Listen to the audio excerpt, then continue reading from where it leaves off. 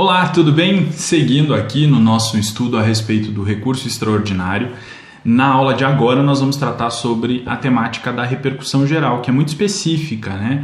É uma temática do recurso extraordinário, uma exigência aí que se faz para esse tipo de recurso apenas. E é importante a gente entender de onde vem, né? A exigência da repercussão geral, ela foi estabelecida na Constituição Federal a partir da emenda número 45, no ano de 2004, que fez a reforma do Poder Judiciário, né? E a intenção do legislador na inclusão de mais essa exigência para o recurso extraordinário foi fazer com que se limitasse o acesso ao Supremo Tribunal Federal, para que se chegasse ao STF por meio da via do extraordinário apenas as questões que repercutissem para além do caso concreto que o STF fosse analisar. Por isso, né, do estabelecimento aí da exigência da repercussão geral, quer dizer, vamos botar o STF para trabalhar na resolução daquelas causas que tenham natureza constitucional, né, que discutam uma questão constitucional, mas não só isso, né, para que se analise se essa questão constitucional também tem efeitos para além daquele caso concreto que vai ser julgado pelo Supremo. Então, foi incluído aí no artigo 102 da Constituição Federal o parágrafo 3º que disciplina o seguinte: no recurso extraordinário, o recorrente deverá demonstrar a repercussão geral das questões constitucionais discutidas no caso, nos termos da lei, a fim de que o tribunal examine a admissão do recurso, somente podendo recusá-lo pela manifestação de 2/3 dos seus membros. Então veja, a repercussão geral é um requisito de admissibilidade do recurso extraordinário, só que esse requisito específico de admissibilidade só é analisado pelo STF. Apenas o Supremo Tribunal Federal tem competência para dizer se o caso tem ou não tem repercussão geral, certo? Então, quando a gente fala em juízo de admissibilidade do recurso extraordinário pelo Tribunal ACO, a gente fala da análise dos outros requisitos de admissibilidade. Não estamos tratando aqui da análise da repercussão geral, porque esta é de competência exclusiva do STF, do Pleno do STF, né, que pode recusar a admissão do recurso extraordinário somente se tiver decisão de 2/3 dos seus membros, quer dizer, 2/3 dos 11 ministros aí que compõem o Pleno do STF, dizendo que aquela questão não possui repercussão geral.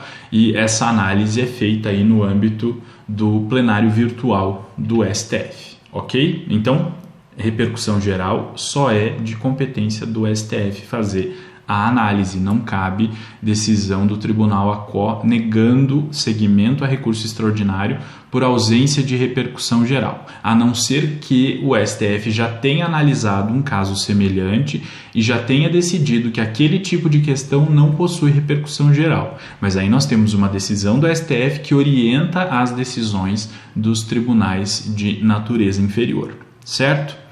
Vamos além. O CPC de 2015 foi regulamentar, então, essa previsão constitucional, né, estabelecendo aí de forma mais específica a respeito da repercussão geral.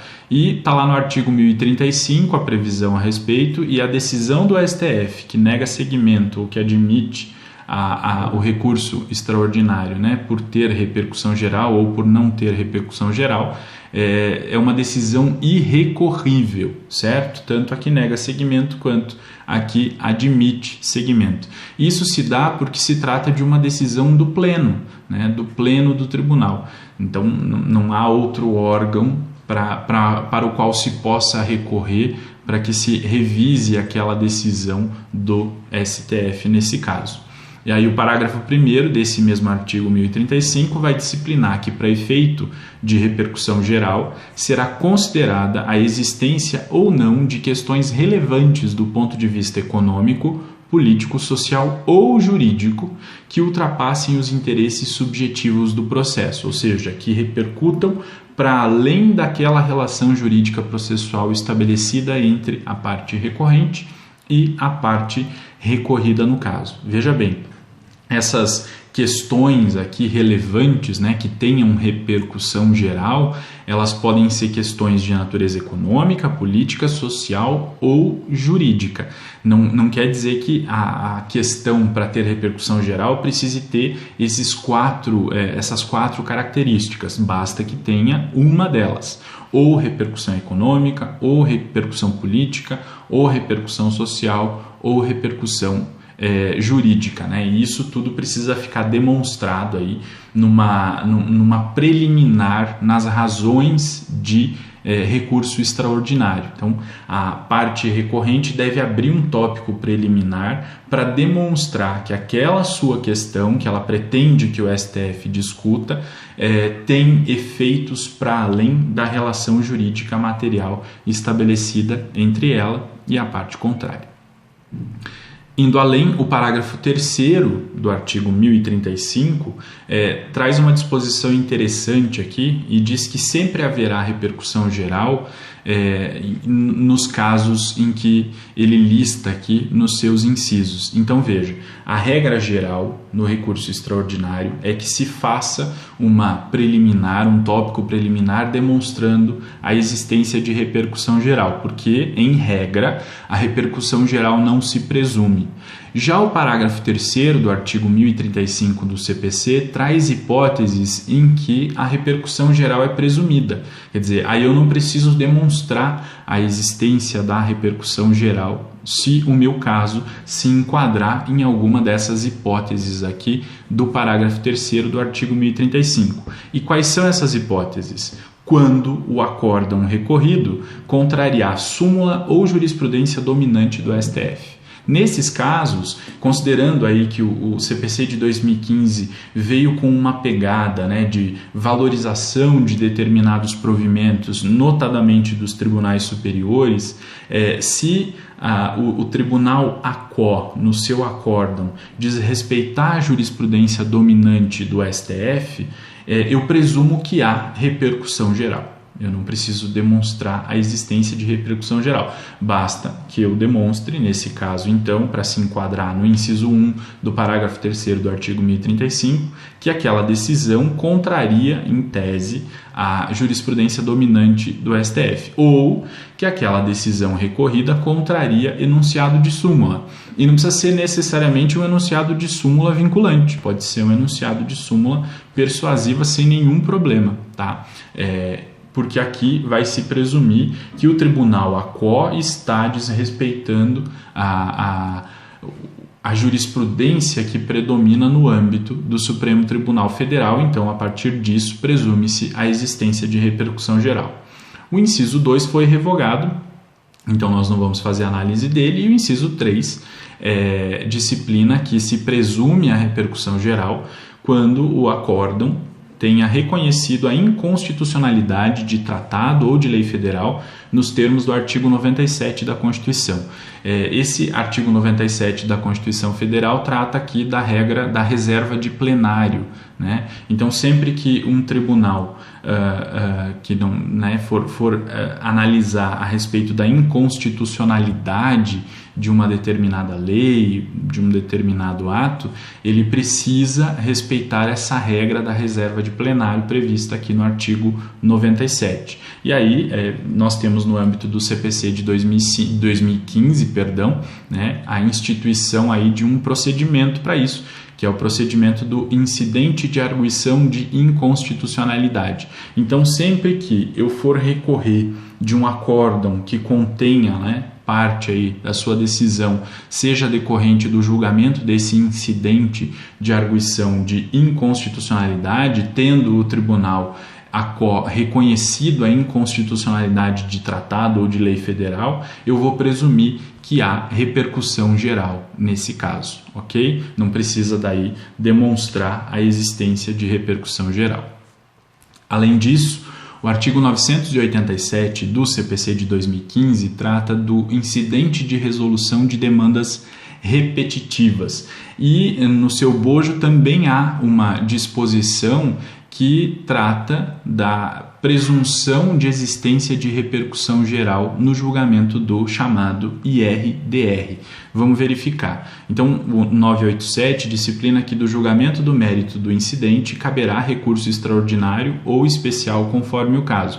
Porque se o IRDR versar sobre uma questão constitucional, obviamente que o recurso cabível para impugnar o acórdão que julgou o IRDR vai ser o recurso extraordinário perante o Supremo Tribunal Federal. E aí, como complemento, o parágrafo 1º do artigo 987 disciplina que o recurso tem efeito suspensivo, presumindo-se a repercussão geral de questão constitucional eventualmente discutida.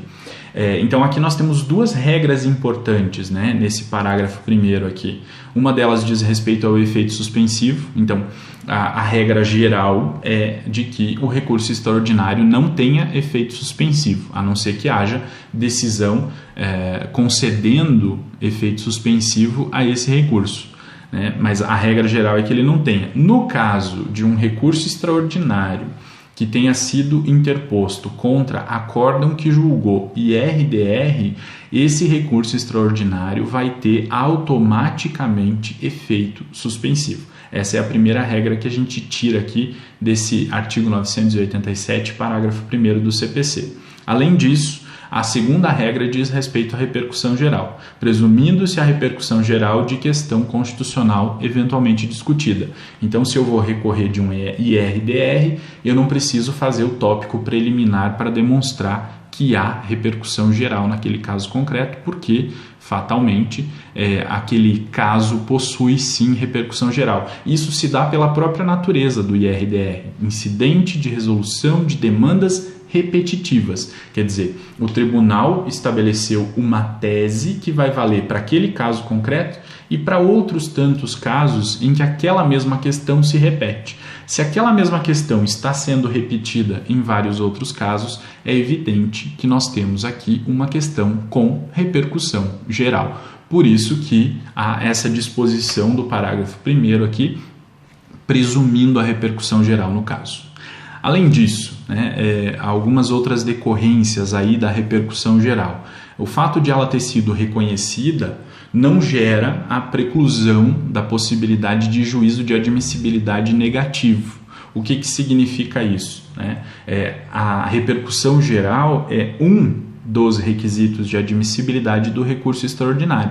É possível que o tribunal tenha reconhecido que aquela questão ventilada no recurso extraordinário tem repercussão geral, mas aí vai verificar os outros requisitos de admissibilidade do recurso extraordinário e percebe que um deles não está presente.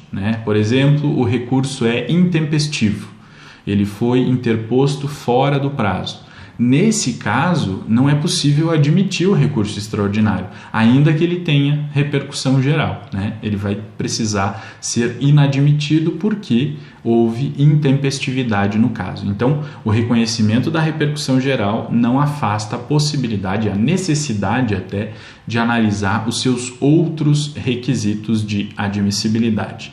Além disso, teve já uma decisão do STF de lavra do ministro Luiz Fux, ele que foi o relator, que data lá de 2 de outubro de 2013, no recurso extraordinário 607.607, oriundo do Rio Grande do Sul, em que se entendeu que é possível que o recurso seja inadmitido, mesmo depois de ter sido considerada a sua repercussão geral. Isso é evidente, é claro, porque os requisitos de admissibilidade do recurso extraordinário, assim como dos demais recursos, são cumulativos.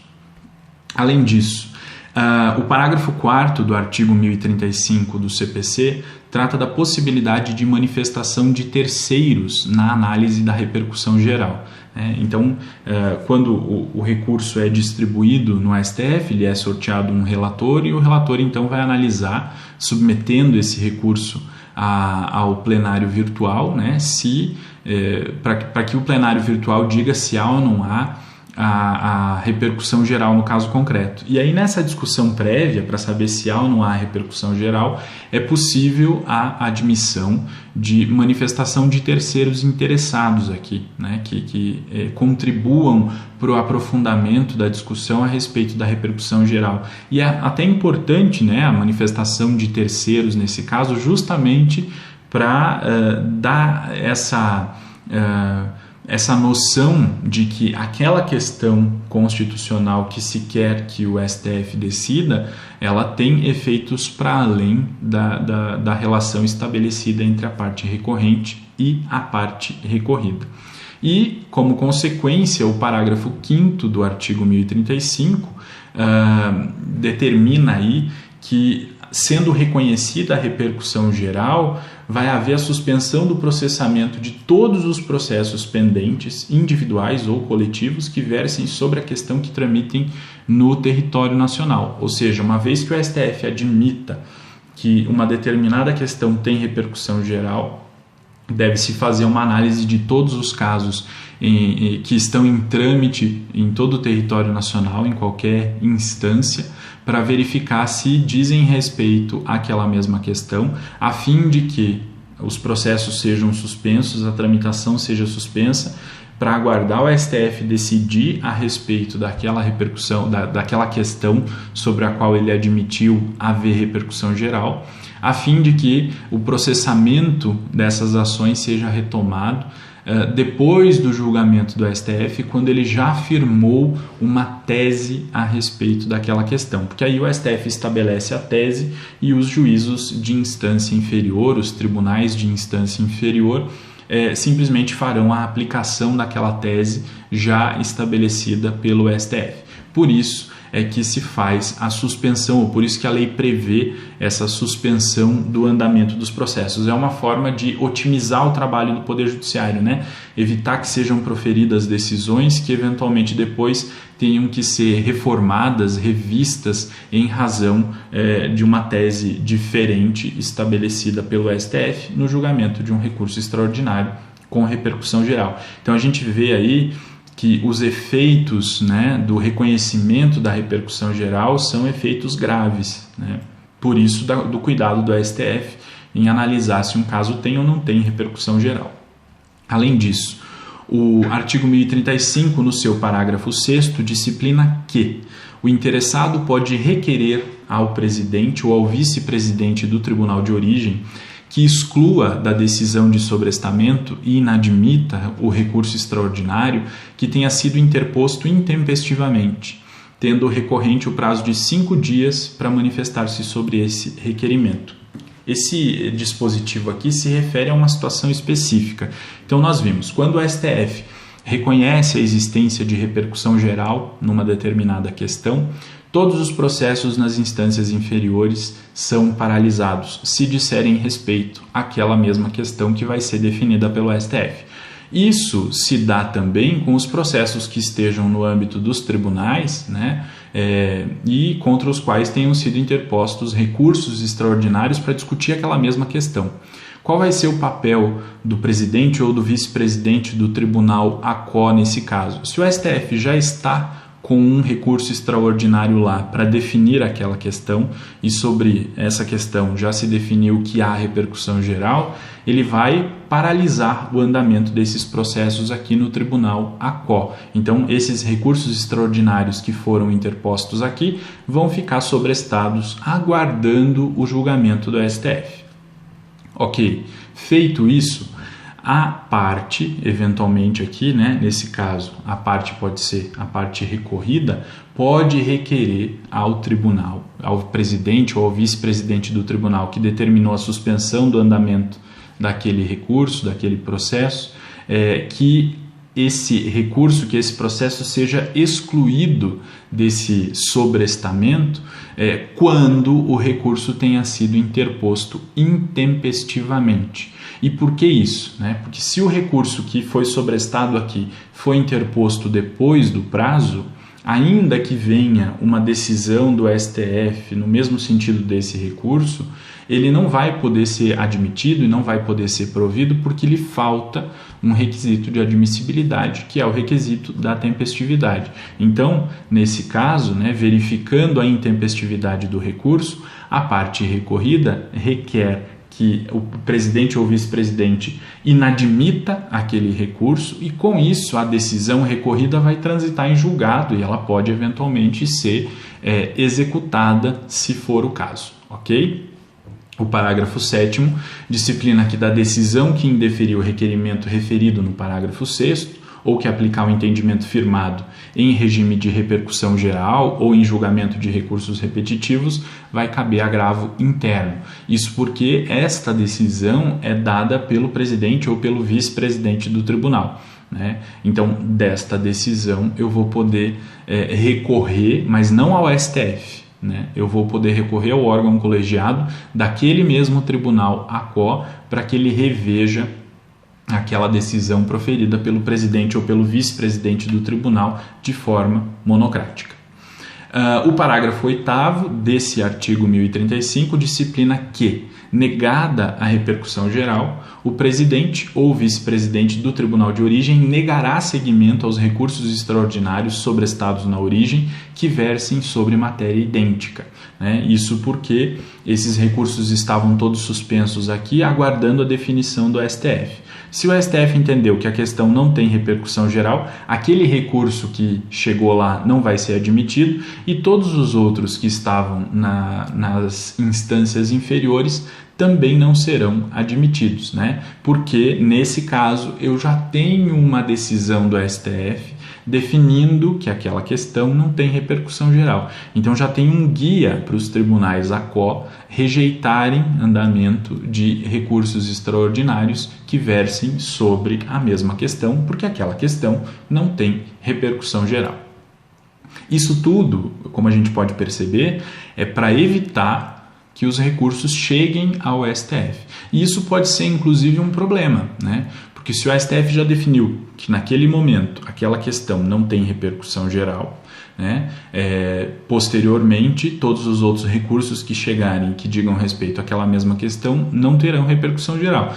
Mas pode ser que haja no âmbito da sociedade uma mudança. Então, o que não tinha repercussão geral num ano pode ter repercussão geral no outro.